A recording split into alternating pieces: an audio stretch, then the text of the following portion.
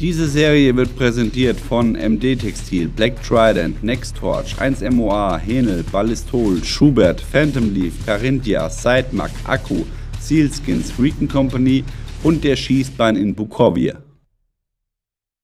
Hallo und herzlich willkommen auf Epic Day and Night Sniper mit Rosi Teil 4, simuliertes Long Range bei Nacht.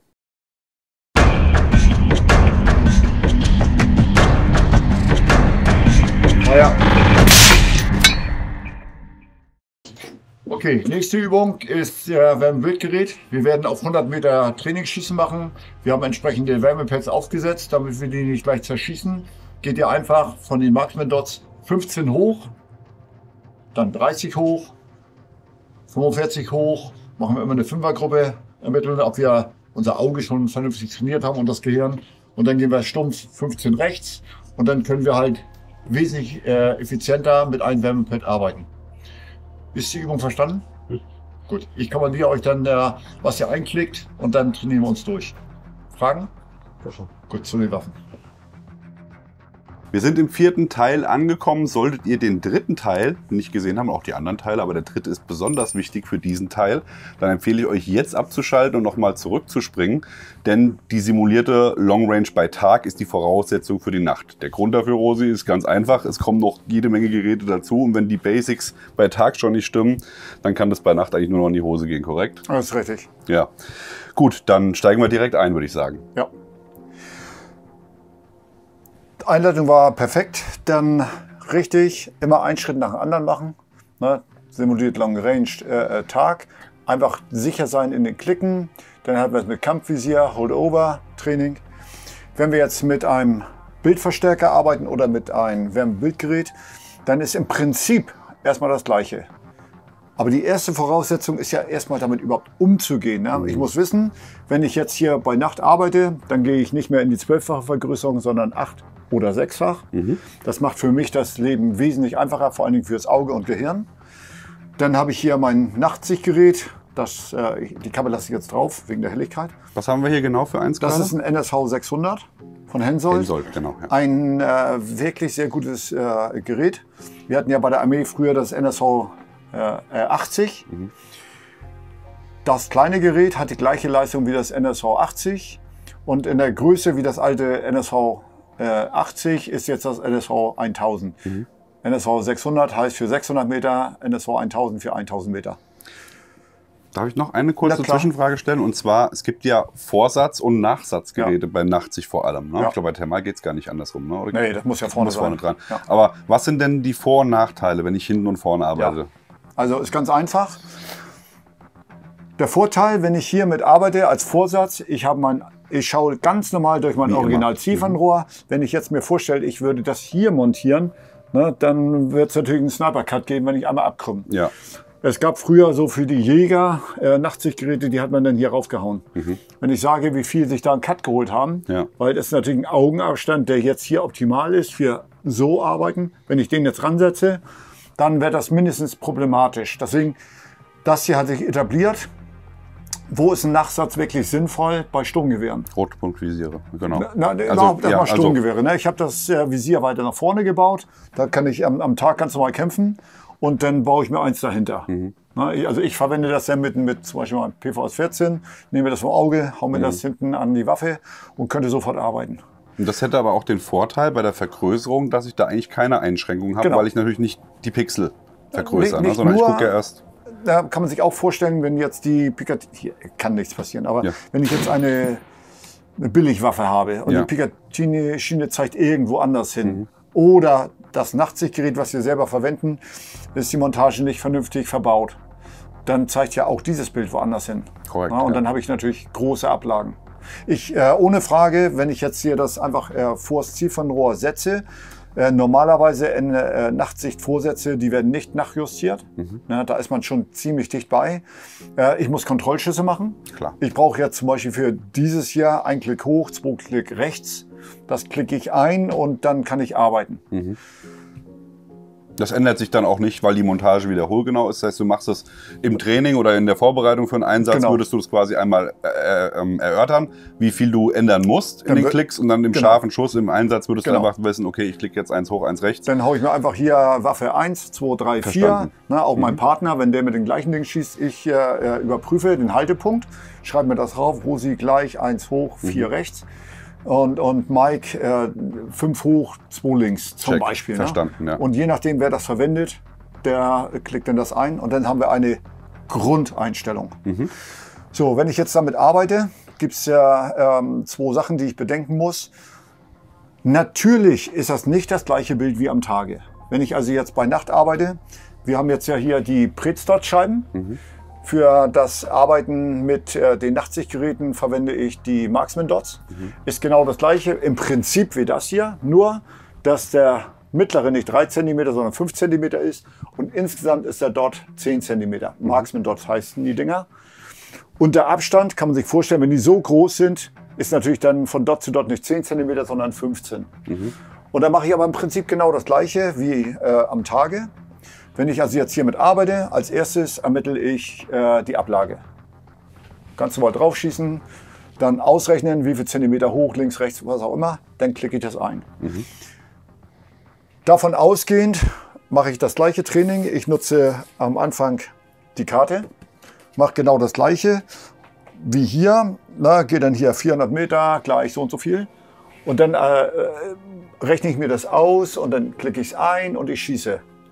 Das kann man sich auch vorstellen, wenn meine Grundeinstellung schon 4 Klick ist und ich bin bei Nacht unterwegs und dann 34 Klick oder 56 Klick, da kann man natürlich viel falsch machen. Dafür ist das Kampfvisier besonders gut geeignet, Hold Over ist besonders gut geeignet. Ein bisschen Wind einklicken kann mal einfach sein. Wir sehen aber, die Grenzen werden da sein, wo wir Hold Over und Wind machen. Und da gibt es jetzt auch eine Menge unterschiedliche Absehen. Ich zeige mal ein Beispiel, ich bin nicht Fan davon, aber das ist auch unwichtig, ob ich da Fan von bin. Die Krieger müssen damit arbeiten. Wenn wir jetzt mit sowas arbeiten, also ich will jetzt korrigieren in Höhe und Seite, dann nehme ich einen metrischen Tannenbaum. Ja, es gibt wirklich viele unterschiedliche. Und mit diesem Tannenbaum, das ist natürlich bei Nacht besonders einfach. Wenn ich also jetzt 30 hoch, 10 rechts, dann würde ich einfach 10, 20, 30 hoch und 10 rechts. Wenn das also das Kreuz nach rechts in den Wind rein, dann ziele ich mit diesem Punkt und treffe. Wenn ich jetzt ein normales Mildot mir anschaue, dann ist es natürlich schwierig. Dann muss ich mich entscheiden, nehme ich nur die Höhe oder ich klicke die Höhe und nehme die Seite, weil da halt alles frei ist. Da fehlt der Rest, ja. Das ist ein wirklicher Vorteil. Warum mag ich es nicht? So richtig wertvoll, wenn ich gut trainiert bin. Ich habe jetzt, nehmen wir das Beispiel 30 hoch, 10 nach rechts, also den Punkt. Wenn ich jetzt schieße und ich habe ganz in der Nähe meinen Treffer, nehmen wir an dort, dann gehe ich wieder auf meinen Haltepunkt, korrigiere das einfach mit dem Punkt, wo das Geschoss eingeschlagen ist und habe ich sofort einen Treffer. Um das wirklich auszunutzen, muss ich aber den Treffer sehen. Das ist zum Beispiel in Texas oder in Steingegenden im Gebirge ist das sehr gut. Wenn ich jetzt aber hier in Norddeutschland sehe, wenn wir auf dem Truppenübungsplatz sind, das Geschoss verschwindet im Rasen, da sehe ich gar nichts. Das heißt, ich kann es nicht gut ausnutzen, aber für den ersten Schuss, dafür ist es gut geeignet. Weil es halt metrisch ist. Die Seite und die Höhe korrespondiert mit den Klickeinstellungen. Super einfach, habe ich jedem beigebracht.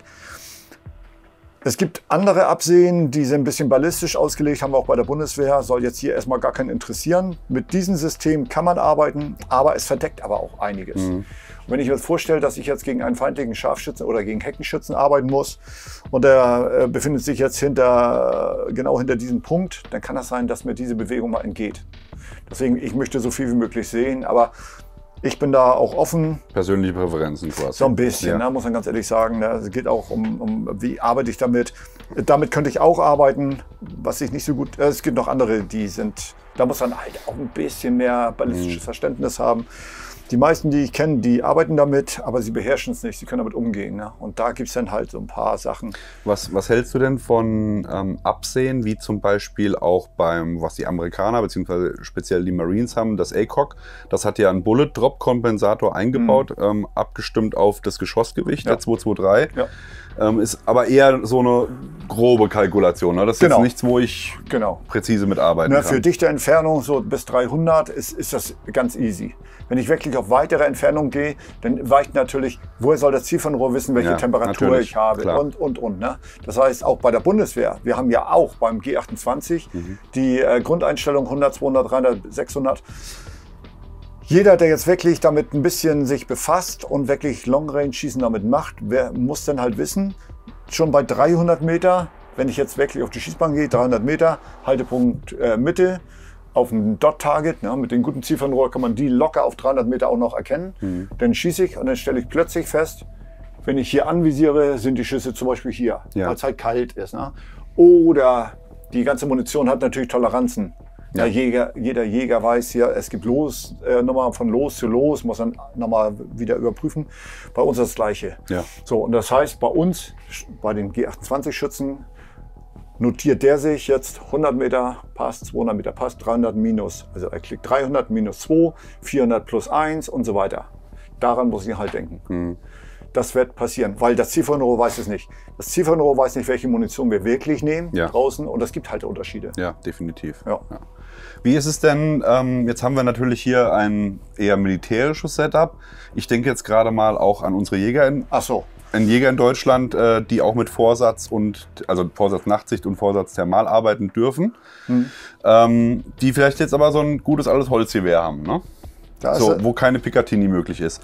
Was hältst du davon, von diesen Montagelösungen, dass man das direkt aufs Zielfernrohr dran montiert, mit so einem Adapter? Wenn das dann leicht genug ist, dann ist es möglich. Ne, ansonsten, ich habe ja auch eine Holzbüchse noch.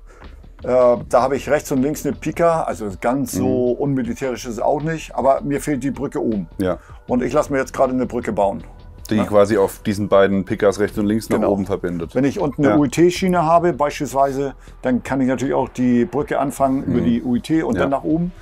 Aber nochmal, egal wo ein Fehler ist, wenn das Vorsatzgerät nicht ausgerichtet ist, dann habe ich Ablagen. Ich denke, dass gerade auch diese Ringmontagen da mehr Spiel für Fehler lassen als eine Picatinny-Montage, oder? Also ich habe auch Wärmebildgeräte, eins, was ich vorne aufsetze. Da muss ich sehr, sehr aufpassen. Ich habe das für 2 Waffen. Da habe ich mit weißem Edding mir genau markiert, dass ich das exakt in der Achse habe. Wenn ich da im Winkel raus bin, ist der Schuss raus, weil es ja ein Monitor ist. Ne? Klar. Wenn ich also jetzt hier wenn das jetzt der Nullpunkt ist und ich verdrehe das ein bisschen, habe ich einen Fehlschuss. Ja. Na, und das ist natürlich nicht zu tolerieren, wenn ich auf Tiere schieße. Ja, natürlich. Na, wenn ich da auf der anderen Seite einen Terroristen habe, der hat Schuld. Aber alle Tiere, die ich töte... die sollen nicht leiden. Ja, und die haben nur einen Fehler, sie sind lecker. Ja. Na, sonst will ich ja nicht drauf schießen. Ja. So, und deswegen, wenn ich sie schon aufessen will, dann sollen sie wenigstens nicht leiden. Hast du völlig recht. Ja. Ja. Nee, es gibt die Möglichkeiten. Wir hatten auch damals bei der Armee, da gab es nicht ein Simrad, die haben wir auch über das Zielfernrohr montiert. Du musst dann wissen, wenn wir schießen, dann schwingt nicht nur der Lauf, auch das Zielfernrohr schwingt. Ich habe eine Highspeed-Aufnahme von Schmidt und Bender. Mit Kaliber 50 haben die da geschossen. Und wenn man sieht, wie sich das verwindet. Ne, deswegen, da sieht man erst bei solchen Highspeed-Aufnahmen, wie viel Belastung auf dem Zielfernrohr ist. Ja, klar. Und je länger das Ding dann ist, was vorne dran ist. Natürlich. Ja. Und dann auch noch Gewicht. Ne? Dann wäre das alles maximiert. Ist also eigentlich ein Riesenproblem. Deswegen, die Armee ist davon runter. Du hast aber gerade ein militärisches Setup, das ist nicht ganz korrekt, denn auch Präzisionsschützen, das wäre jetzt auch eine typische Prez-Waffe für den Einsatz, zum Beispiel Flughafen. Ja. Ne, normalerweise reicht für Prez-Schützen der 308, 762x51. Das ist jetzt für einen normalen Einsatz schon ein bisschen Overkill, also auch unnötig. Und die Polizei denkt natürlich auch immer Hintergrundgefährdung. Deswegen, für solche Einsätze ist sowas ein super Kaliber, kann man auch noch mehr nehmen, das ist überhaupt 50 BMG für einige Sachen. Aber das ist auch ein Setup, nicht nur für die Armee, sondern auch für Polizei. Ja, verstanden. Ja, super. So, ich erkläre aber trotzdem nochmal die Übung, wenn ich damit schieße. Im Prinzip, ich habe die Männer jetzt vernünftig trainiert. Jeder weiß, wie das mit den Klicken funktioniert, simuliert Long Range am Tage. Dann gehe ich am Tage weiter in das Holdover, hatten wir im letzten Video. oder das Kampfvisier. Und wenn das alles am Tage sitzt, dann mache ich genau das. Ich mache meine Kontrollschüsse, ich nehme meine Marksman Dots, können wir vielleicht nachher nochmal zeigen. Und dann arbeite ich mit den Holdover oder noch besser eigentlich, wenn es dann taktisch passt, mit dem Kampfvisier. Und dann trainiere ich das durch. Es ist keine große Kunst, aber jeder stellt dann plötzlich fest, nur weil es dunkel ist. Wir müssen immer dran denken, der Mensch ist ein Tagkämpfer. Ne? Evolutionär, wenn wir das sehen, die Evolution des Menschen ist so groß. Und das hier ist die Evolution des Menschen im Nachtkampf. Und von da bis zum Daumen sind wir dafür gebaut, den Mammut mit der Keule einen auf den Kopf zu hauen und aufzuessen. Und üblicherweise macht man das am Tag. Und nachts ist man in der Höhle. Und dann müssen wir nur aufpassen zur Selbstverteidigung. Ja. Und da ist das Gehirn für ausgelegt und aber auch das Auge. Ne? Wir sind nur Tagjäger. Ja. Und jetzt nutzen wir plötzlich unser technisches Gerät für den Nachtkampf. Das ist anstrengend fürs Gehirn und fürs Auge. Und man merkt das immer wieder. Man wird bei Nacht auch langsamer. Also ich als Ausbilder muss dann einfach damit rechnen, die sind nicht mehr so schnell wie am Tage. Denn so Kleinigkeiten arbeite ich mit Licht. Dann wird meine Nachtsehfähigkeit wieder reduziert. Ich fange teilweise wieder bei 0 an. Ich brauche eine halbe Stunde, damit ich optimal bei Nacht arbeite. So, und das sind alles so kleine, 1000 Kleinigkeiten. Wo ist meine Ausrüstung? Wo ist das Magazin? Und Aufmunitionieren. Und das sind 1000 Kleinigkeiten, die ein bisschen Zeit verzögern. Ja, das heißt, auch da muss man sich daran gewöhnen, haptisch zu arbeiten. Also fühlen, zum Beispiel wenn ich lade, ne, dann kann ich natürlich eine Ladekontrolle über den Kammerstängel machen oder ich habe die Munition drin, ich fühle, wo ist die obere Patrone, ich repetiere, hole das Magazin nochmal raus, ist auf der anderen Seite, also ist sie fertig geladen. Ja. Das sind so ganz, ganz viele Sachen aus dem Rucksack arbeiten. Ne? Bei Nacht kann ich nicht alles rauslegen, das will ich auch am Tage nicht. Ne? Aber dann muss ich halt aus der Ausrüstung arbeiten, gleich dieses ewige wieder wegstecken. Und wo du am Tag auch nochmal einen Kontrollblick machen könntest. Entfällt alles, ja. Kannst du einfach nicht machen. Ne? Wir hatten es in der ersten Serie beim Holstern, da hast du auch gesagt, wenn ihr die Zeit habt, kurzer Blick aufs Holster. Ja? Genau. Mit dem Nachtsichtgerät ist das dann schon wieder... Ja, das geht gar nicht. Ne? Ich habe mich auf irgendeine Entfernung mal fokussiert. Ne, da muss ich dann auch wieder haptisch arbeiten. Ne? Ist halt so. Ne? Ja. Dann, wie gesagt, wir arbeiten mit dem Kampfvisier, üben im Prinzip genau die gleiche Übung wie am Tage. Das heißt, ich weiß jetzt, was ich als Ablage habe, das klicke ich gegebenenfalls ein. Dann gehe ich hier Kampfvisier, dann werden die Entfernungen durchgespielt und ich trainiere das durch. Ist im Prinzip auch einfach. Ich kann jetzt auch mit meinen Dot-Targets arbeiten. Erstmal Training schießen, aber wir sind ja jetzt bei simuliert. Training schießen kann ich durchführen. Wenn wir jetzt an das Wärmebildgerät gehen, ist das schon komplizierter. Das hier ist nun was ganz Besonderes. Das ist ein Two-in-One. Das heißt, ich nehme das gleiche Ding, habe ich jetzt gerade hier die Schnur abgenommen. Wenn ich das jetzt als Beobachtungsgerät habe, dann gehe ich hin, hänge mir das um den Hals, dann hängt es hier und ich kann natürlich schauen, in einer wirklich guten Qualität. Das muss man mal auf der IWA sich anschauen. Denn wir haben auch ein bisschen Footage aufgenommen, das könnt ihr jetzt auch noch sehen, das spielen wir jetzt gerade hier mal ein. Okay. Haben wir eine extra von dem Herrn, der mit dabei war, von EAW, der Klasse. Das begleitet hat. Der hat uns dann einmal freundlicherweise die Daten zur Verfügung gestellt. Dann kann man hier auch mal das Bild sehen. Ja. Das ist schon auch ziemlich gut. Ja. Hoffentlich kommt das auch so rüber, wie ich das halt mit dem bloßen Auge sehe. Ich habe hier auch seitlich noch ein Laserentfernungsmesser drin, der natürlich Tag wie Nacht funktioniert. Wenn ich jetzt das gleiche Gerät, ich habe es ein bisschen mehr beschriftet, wieder einfach, man arbeitet natürlich lange nicht so viel mit Nachtsichtgeräten wie am Tage. Aber ich trainiere natürlich schon ein bisschen. Na, hier ist der Fokus. Da kann man über diskutieren. Es ist schon, wenn ich liege, ganz schön weit vorne. Im Sitzen komme ich da leicht ran. Im Liegen ist das schon so ein Akt, gerade wenn man so klein ist wie ich. Ich habe das jetzt hier vorne drauf. Ich habe alles fein eingestellt, ne? Mein Strichbild fein eingestellt. Das mache ich mit denen hier. Habe meine Kennzeichnung drauf. Der große Unterschied, wenn ich jetzt justiere, nochmal, hinten ist ein Monitor. Ich schaue also durchs Glas durch, 6-fache Vergrößerung, habe meine Strichbildbeleuchtung hoffentlich an, ansonsten kann ich auch arbeiten, aber schwerer. Ich habe das entsprechend alles sauber eingestellt. Hier gehe ich jetzt auf 2 Modi. Ich habe einmal den Beobachtungsmodi, dann ist der ganze Monitor voll. Wenn ich den aufgebaut habe, dann brauche ich natürlich weniger. So, das heißt, ich drücke auf den lange und dann gehe ich auf den Vorsatzmodi. Wenn ich dann ins Menü gehe, das geht natürlich nur, wenn ich auf Waffenmodi bin, dann gehe ich auf Justieren. Und dann habe ich da drinne stehen, was ich hinklicke. Das heißt, ich habe das jetzt drauf, nehme irgendeine Wärmequelle da vorne, dann schaue ich mit meinem Rotpunktvisier auf diesen einen Punkt. Das muss keine Wärmequelle an sich sein. Irgendwas, was ich klar erkennen kann. Zum Beispiel ein Scheibenträger, rechte obere Ecke. Und dann ziele ich mit denen. Ich kann da ja auch mit der Taschenlampe hinleuchten. Na? Ich schaue mir diesen Punkt an, richte genau perfekt die Waffe ein, hier mit meinen Dorn, sodass sie dann ganz exakt drauf liegt. Und dann gehe ich hin, wenn das ausgerichtet ist, gehe in den Justiermodus und dann klicke ich mir das Kreuz, das ist ja logisch, ich sehe ja beides, klicke ich mir das Kreuz, in Wirklichkeit nur den Monitor, exakt auf diese Ecke. Dann mache ich meine 5 Schüsschen. Ich zeige gleich, welche Ziele ich nehmen kann. Ich habe da verschiedene. Ich klicke dann auf das Wärmequellenmitte zum Beispiel, aber ich sage gleich nochmal einen Trick. Da stelle ich ein, dann mache ich die nächsten Schüsse. Das heißt, wenn ich es eingeklickt habe, speichere ich ab, gespeichert, steht dann auch drin und dann schieße ich erneut. Wenn das so eingestellt ist, dann habe ich natürlich nicht die Problematik vom Nachtsichtgerät, sondern dann habe ich hier Seite und Höhe 0.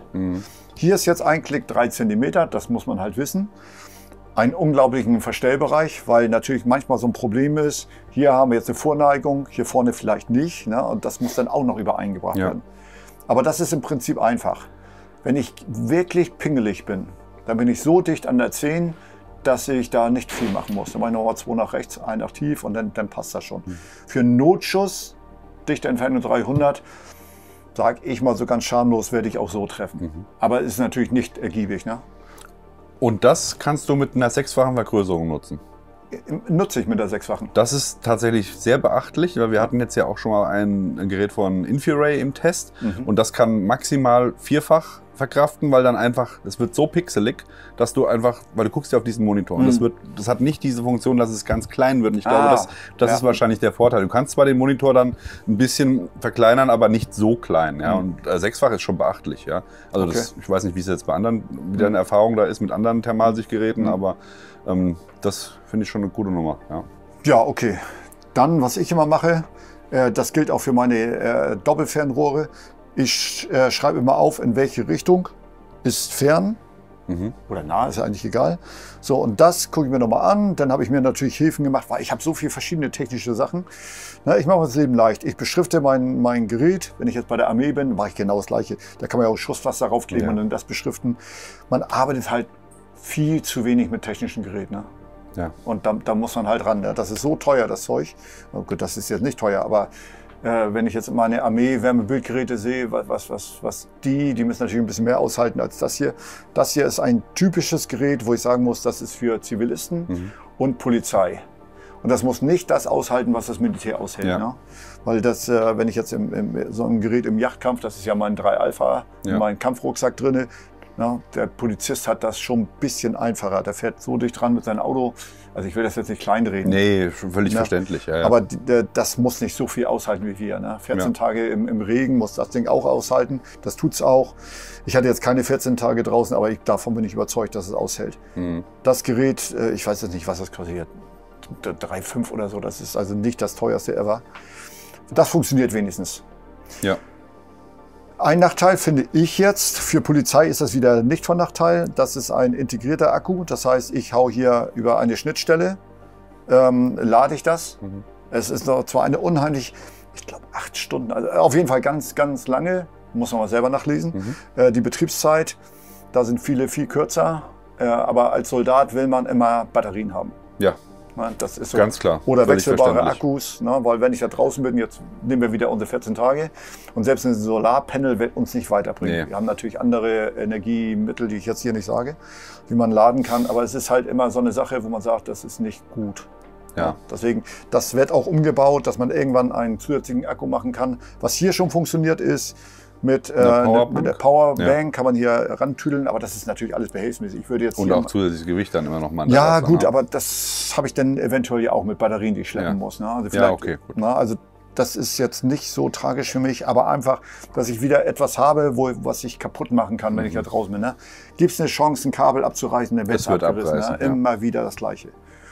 However, wenn man sich jetzt mal anschaut, was leistungsfähige Wärmebildgeräte von der Größe sind, wie leicht die sind im Verhältnis zu früher, das ist schon eine Hausnummer. Das stimmt. Ja, wenn ich aber mit Wärmebildgeräten arbeite, ne, mit einem Bildverstärker ist ganz easy. Wenn ich am Training bin und das passiert ganz häufig, gerade bei Standortschießanlagen, dann sehe ich häufig das Ziel nicht mehr. Da bin ich ganz entspannt. Gerade im Basistraining wird halt das Ziel beleuchtet. Mit Weißlicht, IR-Licht. Es gibt auch Hilfsbeleuchtungen, die man nutzen kann, auch Hilfsscheinwerfer, die man benutzen kann.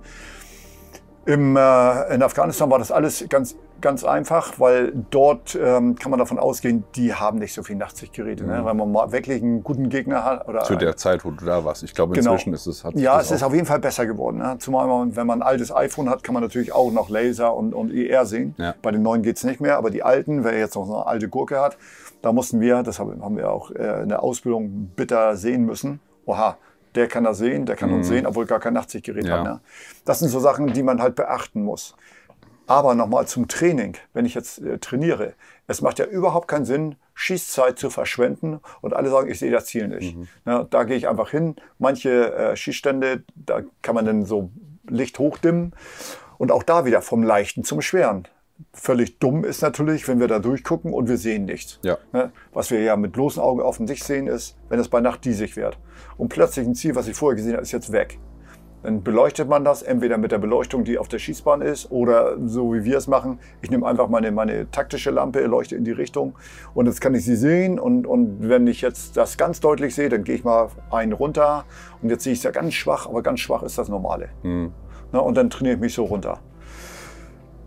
Knicklichter, auch so ein typisches Ding. Man muss mit Knicklichtern, man kann mit Knicklichtern arbeiten, man kann eine Taschenlampe vor die Zielscheibe nehmen. Also gibt es eine Menge Möglichkeiten, um den Schützen vom Leichten zum Schweren da ranzubringen, dass sie irgendwann an die Höchstleistung. Er soll ja erstmal das Gefühl kriegen, überhaupt durchs Nachtsichtgerät oder durchs Wärmebildgerät zu schießen. Ja? Da muss man ja nicht gleich ganz hinten einsteigen. Man muss auch nicht auf die tiefe Nacht warten, wenn das so dämmerig ist. Gerade in Polen nicht, ne? Das war um 4 Uhr war es dunkel. Ja, das war ja auch der Grund, warum wir es jetzt gemacht haben, damit wir mehr Nachtschießzeit haben. Jetzt ist es im Dezember für die Zuschauer, weil ihr seht es wahrscheinlich im März, April, ich weiß noch nicht. Also auf jeden Fall. Ja. Nee, was ich sagen will, ist einfach, man muss das als Ausbilder auch methodisch ein bisschen bedenken und sagen, ja, das ist ja unrealistisch, so ein Quatsch. Es bringt nichts, wenn wir auf der Schießbahn das Nicht-Schießen lernen. Ja, wir müssen trainieren und deswegen zusätzliche Beleuchtung ran, wie auch immer wir das machen. Und dann nimmt man die Beleuchtung weg, bis zu dem Moment, wo sie nicht mehr sehen können. Und wenn wir auf den Zustand sind, ja, dann haben wir halt ein bisschen überzockt, dann machen wir wieder ein bisschen mehr. Also sie müssen halt an die Grenze geführt werden. Zumal ja auch weitere Übungen und hier in diesem Fall bei uns jetzt weitere Videos dann auch das Thema Schießen mit Fremdbeleuchtung oder Schießen mit IR-Licht noch beinhalten wird. Also meine feste Überzeugung ist, wenn ich jetzt Nachtschießen mache und ich habe genügend Zeit, sei es Pistole, sei es Sturmgewehr oder Scharfschützengewehr, ich fange an immer mit Fremdbeleuchtung. Dann nehme ich die Waffenlampe, gerade bei Polizei, Waffenlampe. Und danach fange ich erst mit dem technischen Gerät an. Und wenn ich das so aufarbeite, dann kann ich immer auf etwas zurückgreifen, auf das Leichteste und das ist Licht. Und wenn ich jetzt mit Polizei arbeite, nicht jeder Polizist, was heißt nicht jeder Polizist, der normale Polizist hat keine Waffenlampe, warum auch immer, finde ich völlig falsch. Das kann ich dir sagen, warum, weil kein Geld dafür da ist. Ja, die Lampe ist ja billig, das Holz ist teuer. Nee, das ist so. Also eine gute Lampe, wenn man jetzt hier sich die anschaut, was sie wirklich kosten, das ist ja nicht teuer. Ja, ich stimme teilweise zu. Das ist auch jetzt es ist noch nicht so lang so. Also es gab ja eine Zeit lang nur Amerikaner und die waren halt richtig teuer. Aber inzwischen gibt es sehr, sehr gute Alternativen aus Deutschland. Ne? Wissen wir selber. Ja. Und wenn ich jetzt sehe, Nextoys Germany, das sind deutsche Lampen. Die werden halt woanders hergestellt, aber die meisten Deutschen werden auch woanders hergestellt. Nextoys Germany, das ist entwickelt in Deutschland. Zumindest taktische Entwicklung, dann wird das gebaut für uns, dann kommt das zurück. Die haben ein eigenes Logo, Nextoys Germany, sind halt deutsche Produkte. Und wenn ich sehe, was die kosten Abel und Ei. Für eine wirklich, und das werden die Amerikaner auch kosten in der Produktion, aber die lassen sich es halt einfach in Gold bezahlen. Und witzig ist, dass manchmal eine Straße weiter in Vietnam oder China oder wo auch immer, werden die auch hergestellt. Und dann ist dann irgendwo ganz klein assembled in den USA und dann ist es Berry compliant. Aber gut, was soll man dazu sagen? Aber das ist so der Werdegang, wie ich mich dann in das Nachtschießen reinarbeite. Und man, selbst wenn ich beleuchte, ja, wenn ich jetzt hier eine taktische Lampe oder eine Waffenlampe montiere, ich drücke mit dem Daumen drauf, schieße dann mit dem Zeigefinger. Ne, also diese Koordination, und dann muss man zusehen, wie arbeite ich mich dorthin. Ich weiß gar nicht, ob wir das auf Video haben, wie ich das mit der Fremdbeleuchtung, mit der Waffenlampe drauf habe. Das werden wir aber sehen. Oder du wirst Wir es haben es zeigen. definitiv mit der Übung gemacht, mit Unterschiedlichen Menschen. den unterschiedlichen Menschen. Ja. Aber genau das Gleiche mache ich tatsächlich auch mit der Simuliert Long Range. Das kann man überall einbinden. Wenn wir den Ausbildungsstand haben, dann kommt der nächste Schritt und der nächste und der nächste und der nächste. Also mein Weg ist erstmal Licht bei Nacht. Ich bin ja trotzdem im Düstern. Erstmal Licht, Fremdbeleuchtung, dann Licht, Waffenlampe, dann Biff und das ist halt das Komplizierteste mit Wärmebildgerät. Bildverstärker haben wir bei der Bundeswehr echt gute Sachen mittlerweile. Alle sind natürlich Fan von Wärmebildgeräten, aber wenn man ins Detail geht, stellt man fest, Bildverstärker ist viel einfacher. Aufbauen und man kann schießen. Das hört man auch im Jagdlicht. Also gerade die Leute, mit denen wir unterwegs sind, die Jäger, die sagen auch alle, sie klären mit der Hand thermal auf und machen den Schuss aber mit dem Nachtsichtgerät. Auch da, wie handhabst du es bei der Jagd? Ja, ich hab hier alles eigentlich theoretisch. Aber wie handhabst du es in der Regel bei der Jagd? WBG zum Beobachten. Ja. Na, und wenn ich jetzt ohne Nachtsichtgerät arbeite, dann beobachte ich mit einem Wärmebildgerät, dann kläre ich es auf. Ich gucke natürlich mit dem linken Auge, damit das rechte kampffähig bleibt oder einsatzfähig, jagdlich. Und dann kann ich mit dem Zielfernrohr schießen. Rosi, wir haben es gehört, Nachtsichtgeräte einrichten, einschießen ist relativ simpel. Bei Wärmebildgeräten braucht man ein paar Hilfsmittel. Genau. Also nochmal, wenn wir jetzt schießen, schauen wir hier auf einen Monitor. Jetzt geht es darum, die Waffe anzuschießen, also das Waffensystem anzuschießen. Ja. Wie gesagt, das könnt ihr jetzt da irgendwo hin zeigen, bevor ich mit Long Range simuliert oder überhaupt mit Schießtraining anfange, muss ich halt immer mindestens überprüfen, besser justieren. Na, mit dem Gerät geht das. Nochmal zum Zurückerinnern, Haus, Ecke, irgendwas, was man sehen kann. Monitor, ich gehe auf den Modus Vorsatz, da drin gehe ich auf Justieren. Dann klicke ich, dass dieses Kreuz, das ist genau auf dem Punkt, den ich da sehe, genau übereinstimmt. Dann kann ich doof arbeiten oder ich bin reich. Oder smart. Nee, ja. So, ich habe jetzt hier ein Wärmepad. Können wir gleich mal die richtige Zielscheibe nehmen, die ich wirklich verwende? Habe ich hier zufällig schon in der Hand, Rosi. Ja. So. Ich halte dir das einmal hier dran. Dann machen wir gemeinsam. Rosi, du bist da einfach schneller als ich. Nö. So. Ein bisschen gerade noch, dann haben wir es. So. Das ist die Marksman. Das sind die Marksman, die verwende ich. Gesprochen haben vorhin. Genau, die verwende ich zum Beispiel auch für Pistole schießen. Ne? Da gibt es auch die Warrior Dots, dann ist das alles schwarz. Ich kann das hierfür nehmen, ich kann das nehmen für geringe Vergrößerung, ne? Wo ich mit einer geringen Vergrößerung arbeite. Wenn ich wirklich gute Schützen habe, dann schieße ich auf 100 Meter mit den Dots auch Aimpoint an. Ja, aber da ist es wirklich so, der eine oder andere Schütze, der ein schlechtes Augenlicht hat, der hat da Probleme. Ich habe da jetzt kein Problem mit. Auf weite Entfernung kann ich ganz gut gucken. Ich verwende dann meine Wärmedots, zum Beispiel hier so. Und wenn ich jetzt ein bisschen clever bin, ich habe jetzt gut vorjustiert, dann sage ich hier, du schießt an auf 20 Klick hoch. Also grundsätzlich, um das nochmal einfach zu machen, kann ich das hier raufkleben. Das ist hier selbstklebend. Ich entschärfe das mal ein bisschen, dass es nicht so gut klebt. Ich setze das hier rauf. Und zum Beispiel ein Jäger, der macht sich jetzt gar keinen Kopf. Der geht jetzt hin, sieht ja diesen Wärmepad, die sind ungefähr 37, 38 Grad warm.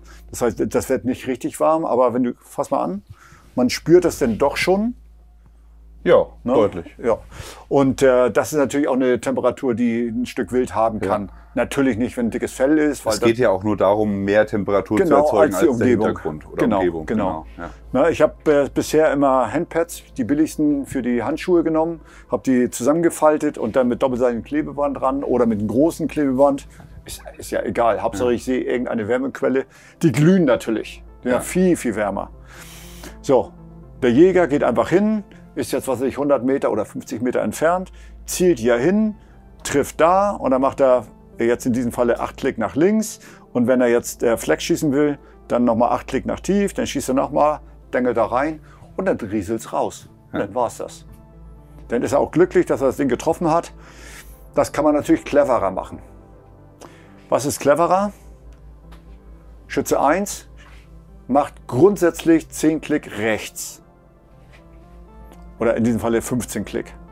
Der andere macht 15 Klick links. Der andere macht 15 Klick hoch und links. Der nächste macht 15 Klick hoch und der andere macht 15 Klick hoch und rechts. So, ich habe jetzt hier hingeschossen. Nee, da habe ich anvisiert, da habe ich hingeklickt. Jetzt treffe ich hier. Dann mache ich 15 Klick nach links und habe hier angeschossen. Wenn ich damit fertig bin, musst du nochmal 15 Klick korrigieren, um dann... Eben hast du doch gesagt, dass du mit sowas nicht klarkommst. Genau richtig. So kann ich natürlich auch jede Art von Präzisionstraining machen. Denn das ist ja die Voraussetzung. Bevor ich Long Range schieße, muss ich ja Präzision können. Und zwar mit dem technischen Gerät, was ich habe.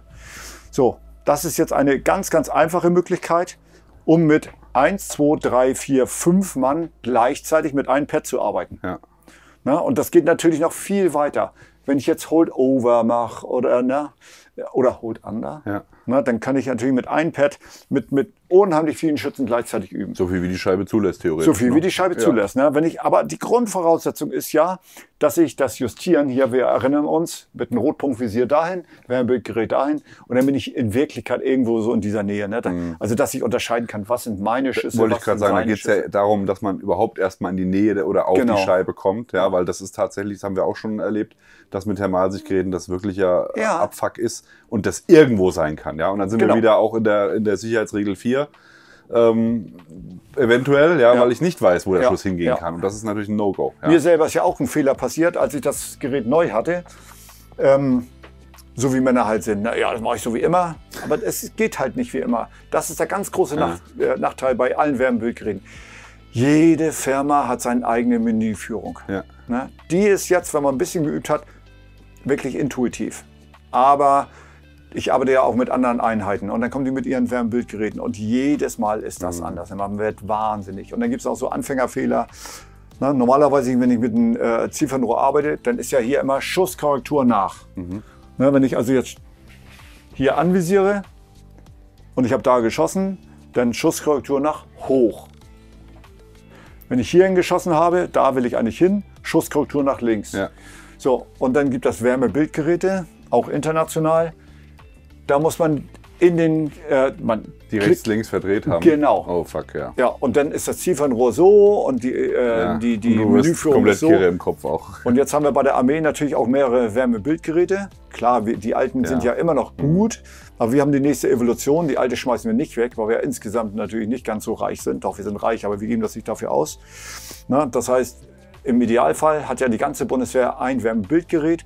Alle beherrschen die Menüführung, aber schon bei der Polizei. Dann haben die nur ein Gerät dafür und haben sie weniger Geld, kaufen dann das. Wenn man die Menüführung beherrscht, ist alles einfach. Aber die musst du erstmal beherrschen. Ja. Ne? Und dann 3 verschiedene WBGs in einer Einheit ist durchaus möglich. Dann wird das alles kompliziert. Ne? Und dann noch das technische Verständnis dafür. Ja. Ich kann das natürlich auch so machen, dass ich sage, wenn ich dann in der Nähe bin, innerhalb der Klickeigenschaften, ich kann ja auch das Gerät aufbauen, irgendwo hinschießen und dann nur, also nicht das WBG justieren, sondern das Zielfernrohr. Dann schieße ich halt mit 40 Klick hoch und 40 Klick rechts, wenn ich so viel Platz habe. Ja. Nur, dann habe ich wieder Morgengrauen, wenn ich es abnähe, dann alles wieder zurückkurbeln. Das Einfachste ist, WBG justieren und dann arbeite ich mit den Originalwerten vom Zielfernrohr. Aber nicht alle können das. Also ich habe jetzt gerade mit einer Einheit geschossen, wo überhaupt nicht vorgesehen ist, dass man das WBG justiert. Ne, die haben gar keine andere Lösung. Und das Problem ist ja immer, nach oben zu klicken ist ja leicht, aber nach unten. Ne? Und dann fängt man an, dann hier das Negativ-Nullen und der ganze Kram, der dazu gehört. Das macht die Sache nicht einfacher. Also WBG, wenn ein Ausbilder da ist, rechnet mindestens eine Stunde Anfänger dahin zu kriegen, dass sie nur das justieren können. So viel Zeit muss man tatsächlich investieren. Würdest du sagen, dass diese Pads jetzt hier, weil die ja nicht so heiß werden, wie jetzt zum Beispiel das, was du gesagt hast, die für die Handwärmer, dass das einen Vorteil bringt, weil nicht so viel überstrahlt ist auf der Scheibe? Nö. Oder ist das von der Temperatur von den Wärmebildgeräten so, dass es auch mit einem Wärmepad für die Handschuhe so funktioniert, dass alle 5 Schützen auch noch ihr Ziel sehen. Doch. Das funktioniert. Ja, auf jeden Fall. Okay. Da habe ich gar kein Problem, habe ich ja jahrelang so gemacht. Aber so eine richtig schöne Sache ist, dass sie selbstklebend sind. Ja. Ja, mal eben klar, schnell du hast ja gerade raufklatschen. gesagt, wenn du 2 Lagen Klebeband noch nehmen musst. Und Ja, dann, und dann fällt das runter. Dann wollte ich gerade sagen, dann kommt der erste Schuss, dann fällt es vielleicht runter und das ist halt Abfuck. Wir brauchen hier nur eine Wärmequelle. Ja. Ne? Wir reden ja später noch über das Long-Range-Schießen mit Stahlzielen. Die sind natürlich kalt, umgebungskalt. Was wir gemacht haben, einfach in den Ofen stellen, paar Stunden zwischen dem Training und dem Training und dann werden die Dinger hingestellt. Die halten stundenlang wärmer als die Umgebung, ne? Jetzt gerade bei diesen Temperaturen. Ja. So, was kann man denn noch machen? Wenn ich jetzt gar nichts habe, ich bin auf dem Feld, dann nehme ich einfach hier einen Plastikbecher, pinkel da rein, klebe das dann hier rein, sodass dann die Wärmequelle, der Urin oder der Tee oder was immer man hat, an dieser Stelle ist. Und dann trainiere ich halt mit 15 Klick hoch, Ziel dahin, treffe dort, der andere dann mit entsprechend 30 Klick, 45 Klick. So kann ich auch trainieren. Ja. Aber es ist natürlich alles komplizierter als, und das je nachdem wie wenig Flüssigkeit da drin ist, das ja irgendwann natürlich auch schnell wieder kalt. Ja. Und sehe ich wieder nichts. Wärmebildgerät ist immer ein Problem. Ist so. Ja, auch dieses technische Verständnis, damit zu arbeiten. Wenn ich jetzt also die Waffe wirklich gut angeschossen habe, dann geht es darum, sie dorthin zu führen. Ne, erstmal das Gewöhnen nochmal an den Klicks und dann mache ich im Prinzip das Gleiche. Das hier ist jetzt zum Beispiel so ein anderes Pad, das finde ich auch ganz cool. Von der Firma Tactical Beer. Das ist auch was, das ist jetzt was Passives. Ne, das klebe ich genau dort ran oder tacker das dort ran. Und das ist hier sichtbar. Hier ist ein Vorteil, wenn ich da reinschieße, bleibt von der Reflexion gleich. Aber ich kann genau das Gleiche machen wie davor. Und das wird nicht warm, sondern das reflektiert. Es ist eine Reflexion und wir haben auch im Video drin, ich habe leider nur 2 Zielscheiben auf der Enforce-Deck bekommen. Das sind diese Reflexionszielscheiben. Da geht es darum, die muss man im richtigen Winkel aufstellen. Und dann kommt, wie auch immer, der liebe Gott strahlt ja mit der Funzel runter. Keine Ahnung. Auf jeden Fall habe ich im Zielfernrohr eine super scharfe Kontur. Ja. Na, wenn man die jetzt dort ausschneidet, könnte man genau das Gleiche machen. Dienstlich habe ich die tatsächlich dieses Jahr das erste Mal auf dem Truppenübungsplatz genommen. Die haben wir einfach auf Klappanlagen montiert. Die Klappanlagen müssen natürlich den Winkel einhalten. Ja. Ne? Dann klappt man das Ding hoch und wenn der Winkel stimmt, kann man die super sehen. Beim Treffer gehen sie runter. Das ist so die Geschichte. Was man nicht kann, ist die jetzt aufkleben auf Stahlzielen. Ja. Ist klar, wenn ich da in die Mitte rein dengel, dann spritzt das von den Geschossresten weg. Ja. Deswegen muss man immer sehen, was nehme ich. Welches Mittel der Wahl. Ja, man muss das auch ein bisschen planen, sondern wenn man wirklich effektives Schießtraining machen will. Ja. Das hier, wie gesagt, ist das Gleiche. Antackern, genau das gleiche System. Wer das aber kann, also wer das System verstanden hat, beim Präzisionstraining geht dann, sobald das sitzt, direkt in das simulierte Long-Range-Schießen. Und das Einfachste ist natürlich wieder Holdover, Kampfvisier oder auch mit den Klicken. Mit den Klicken, wenn wir dieses Beispiel wieder nehmen, ne, da haben wir jetzt hier diese Klicks ganz normal. Ne, da muss ich mir dann halt irgendwie ein System merken.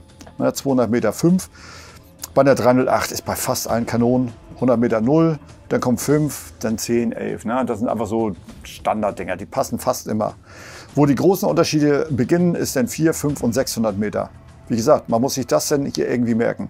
Wie kann man sich das leicht merken? Ich kann natürlich 5, 11, 23, 34, 47 und mir das dann irgendwie einprägen. Ich kann aber auch eine Telefonnummer, nennt man das, mir merken. Und das heißt, ich gehe 5, die nächste Nummer, also 100 Meter brauche ich mir nicht merken, ist 0. 5, das nächste wäre 6, weil das 5 plus 6, dann zur 23, den nächsten Abstand. Und das nennt sich nur Telefonnummer. Und dann merke ich mir eine einfache Telefonnummer. Natürlich sind das keine Einzelzahlen, aber das heißt halt so. Ne? Ich merke mir die Telefonnummer oder wie immer ich mir das merke. Ne? Und dann könnte ich auch wieder klicken. Ich glaube, ich lasse es mir tätowieren, das ist einfacher. Ja, da hast du die nächste Kanone, dann bist du irgendwann voll. Na, oder du machst einen Kaliberwechsel oder ja, du machst einen, du hast mich. Tu's nicht. Was ich allerdings mache, Farben würden gehen. Was ich allerdings mache, wir haben so Armpads und dann nimmst du einfach dahinter So ein Ambüro quasi, ne? Genau, und da kannst du dann entweder ein weißes Blatt nehmen und mit schwarz schreiben oder was ich halt habe, ich habe reflektierendes, da geht es aber gar nicht um die Reflexion, sondern dass man, wenn man raufschreibt, leichter sehen kann. Und dann gibt es auch so einen ganz guten Trick, wenn ich die gleichen Dinger nehme, ich beschrifte mir meine Datas, wenn ich dann gegen den Horizont schaue, kann ich sehen. Oder aber ganz stumpf, ich kann ja hiermit schießen und mit dem linken Auge meine BIF-Brille nutzen. Dann habe ich manchmal die Chance, mir die Klicks anzuschauen. Oder aber ich schieße hiermit, lege meine BIF-Brille, mein Teil daneben und ganz kurz gucke ich mir die Klicks an und schieße dann. Na, ich will ja immer möglichst passiv arbeiten. Gerade jetzt hier gegen die Russen, wenn die kommen, da wollen wir nicht mit Licht arbeiten. Ne? Ja. Je nachdem, welchen Auftrag wir haben, kann man sich das leisten, aber eventuell auch nicht. Die sind tatsächlich auch schon meines Wissens sehr lange auf Thermal. Also gerade die Spetsnaz, ne, die sind, deren Standard-Kampfvisier ist ein Thermalvisier mit einem Rotpunkt oben drauf. Fand ich sehr spannend. Das war schon vor etlichen Jahren so, Das ist richtig. wo alle anderen irgendwie gerade erst mal angefangen haben Ja, damit. ja, Ne? ja, man muss immer damit rechnen, wir haben nicht immer so Anfänger wie die Taliban. Na, die haben ein geiles Mindset, da brauchen wir gar nicht überreden. Viel hilft viel, oder was? Ja, aber Mindset? schon, ja, nee, Mindset einfach zu kämpfen, bis man tot ist. Ja. Ne? Und wenn man daneben schießt beim Taliban, dann ist er halt weitergelaufen. Ne? Ja. 2 zu 3 haben die überhaupt keinen Respekt, man muss ihn schon treffen. So, und andere gehen vielleicht schon mal in Deckung, ne? Wenn da in der Mitte irgendwo, also ich auch, ne? Wenn es da einschlägt, dann gehe ich schon mal runter und kämpfe dann im Liegen weiter. So, das hat die gar nicht interessiert. Da muss man halt wissen, ne? Die laufen einfach weiter, bis Allah sie holt. Vielleicht liegt es auch am Opium. Weiß man nicht. Keine Ahnung. Ja. Aber ich sage nur, ne, das ist halt so, verstehe. welchen Voll und Gegner ganz. habe ich, was kann ich, welche Mittel setze ich jetzt ein, um dann auf diesen Stand zu kommen. Wir müssen uns halt den Kopf machen. Was ich nicht machen kann, ist mal eben schnell mit Weißlicht denn da anstrahlen oder auch nicht mit Rotlicht. Nee. Rotlicht ist kein Tarnlicht. Der einzige Vorteil von Rotlicht ist, ich behalte meine Nachtsehfähigkeit, wenn das Rotlicht nicht zu hell ist. Ja, jetzt steht dann hier, Marder stand früher Tarnlicht, was für Quatsch. Das ist kein Tarnlicht, das ist nur für mich selber. Ne? Da gebe ich dir mal was Cooles mit, was du dir mal angucken kannst. Und zwar gibt es auf YouTube es gibt einen Händler, der in ich glaube, Estland ist der oder so, also irgendwo da die Ecke. Falkenclaw heißt der. Und die machen gerade sehr, sehr viele Videos, um so Mythen aufzuklären. Ne? Und die sagen halt auch, wir machen jetzt mal eins, wo wir Leute zeigen, die auf 50 oder 100 Meter mit Rotlicht sind und mit dem Nachtsicht geht, wie hell das ist. Ja? Und auch hier die ganzen Smartwatches, ne? Mit den Sensoren, das ist die Hölle. Das kannst du nicht. Auch unsere Handys. Handys, die Hölle. Ja? Ja, das ist so, wenn man jetzt den nächsten Gegner hat, der technisch besser ausgestattet ist und auch vielleicht ein bisschen mehr Ausbildung hat, da muss man halt schon ein bisschen mehr in die Trickkiste oder Taktikkiste greifen. Ja, es wird immer weiter ein Wettrüsten geben in die Richtung, ja. Wir hatten ja früher im Training für den 3. Weltkrieg, da mussten wir ja auch schon, das ist ja jetzt, was wir jetzt haben, ist ja nichts Neues. Jetzt hat sich nur weiterentwickelt. Und wir haben uns zurückentwickelt auf die Einsätze Afghanistan, hier Südosteuropa und. So, jetzt müssen wir da natürlich so schnell wie es geht wieder hinkommen auf diesen Standard, dass so viele Sachen, Auflockerungen für Luftfahrzeuge und so, da müssen wir wieder hinkommen. Ja. Sonst werden wir halt einfach sterben, ne? Oder unseren Auftrag nicht erfüllen, die Bundesrepublik Deutschland zu verteidigen. Ja. Und ich habe geschworen, dass ich mein Land auch tapfer verteidige. Hat jeder von uns geschworen. Das ist auch unser Beitrag, unser Leben zu riskieren. Ne? Politik muss dann halt uns mal die Mittel dazu geben. Ja. Ne? Das kostet Geld, das ist völlig klar. Oder mindestens genauso teuer wie das Gerät ist natürlich auch das Training. Ja. Mein Beitrag ist natürlich nicht Material. Ich kann sowas erproben, ich kann Vorschläge machen, wenn Sie mich dann fragen. Sie fragen mich manchmal. Aber den Beitrag wirklich Training, ne? Effizientes Training, da kämpfe ich für. Ja. Ich habe jetzt gerade in meinem Regiment eine Kompanie mal rangenommen. Ich kann nicht alle ausbilden, aber die habe ich rangenommen und die durch wirklich intensives und methodisches Training habe ich die recht schnell nach oben peitschen können. Jetzt muss ich selber freischaufeln. Ich kann mich nicht um alle Kompanien kümmern, aber die eine Kompanie, die ist so eine EGB-Kompanie, die ist jetzt auf dem Stand, wo man sagen, ja, so muss das gehen. Ne? Und immer im Hinterkopf Taktik, das ist auch so ein Ding. Reines Schießen und so ein bisschen hier ein Ziel da hinten treffen, das ist nicht das wilde Ding. Ja. Für die Sniperei gehört viel, viel, viel mehr dazu. Und das muss man irgendwie verknüpfen. Kommen wir nochmal hier hin. Ne? Ich habe es eigentlich schon erklärt. Ich habe hier zum Beispiel mein Wärmepad. Und jetzt kriegt jeder seine eigene Scheibe, sein eigenes Wärmepad. Und dann mache ich das ganz genauso, wie ich es davor gemacht habe. Wenn ich jetzt keinen Bock habe, hier ständig nach vorne beim normalen Training, dann kann ich natürlich mit WBG völlig einfach auch mit einem riesen Strahler dorthin und dann gucke ich durch Spektiv, wo sind meine Treffer, wenn ich jetzt noch klicken muss. Aber wenn ich dann das simuliert Long Range mache, ziehe ich genau das Gleiche durch. Nur, dass sie dort zu weit auseinander sind. Weil natürlich die Pixel, die am Auge ankommen, beim Bildverstärker wie bei einem Thermalgerät natürlich nicht das gleiche ist. Ne? Da verschwimmt dann hier die kleinen Dots, die verschwimmen dann irgendwann mal als eine Masse. Deswegen haben wir die hier. Verstanden. Gut. Ja, wieder ein Thema durch, würde ich sagen. Ne? Ja. Jetzt wird es auch spannend, sage ich mal. Das ist jetzt, glaube ich, eher was dann tatsächlich in den taktischen Polizei-Militärbereich fällt, weil die Jäger dürfen es ja leider noch nicht, ne? Weißlichtgeschichten an der Waffe.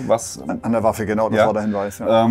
Was meiner Meinung nach der größte Humbug ever ist, ne? Weil es einfach die Jagd sicherer machen würde und in keinster Weise gefährlicher oder nicht weitmännisch genug, im Gegenteil. Aber gut, was weiß ich schon, ne?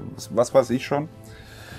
Was unsere gebildeten Amtsentscheider dafür. Ist ja so, einmal um Deutschland rum ist es erlaubt, in Polen seit vorletzten Jahr. Da bin ich noch unterwegs gewesen auf die Hirschjagd. Und dann ist das dann so gewesen, mein Führer, der hat dann mit dem Wärmebildgerät geschaut und dann sind wir herangepirscht, hat er sein Dreibein und dann kam es.